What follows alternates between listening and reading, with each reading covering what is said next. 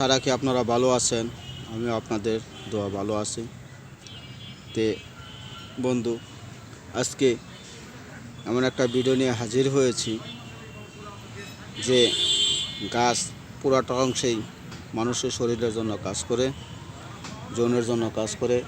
এক একটা অংশ সাথে এক একটা সহযোগী উপাদান দিয়ে ওষুধ তৈরি করলে যৌন সমস্যা বা অন্যান্য সমস্যা সমাধান করবে। বন্ধু, আজকে আগরকরা নিয়ে হাজির হয়েছি বাংলাদেশে এক মেলা বলে।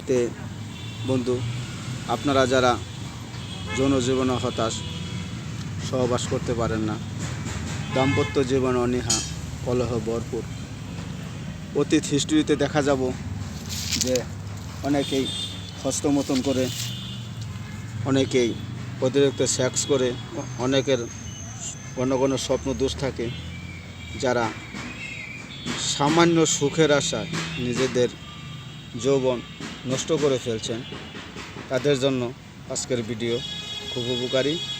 বন্ধু, এই যে আপনারা দেখতে পাচ্ছেন, এটার নাম হলো আগরকরা, আমাদের দেশি বা এক মেলা।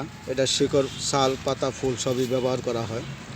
আজকে আমি আপনাদেরকে যে ফুল দেখাচ্ছি, এই ফুল নেবেন আপনারা 50 গ্রাম বা 100 গ্রাম।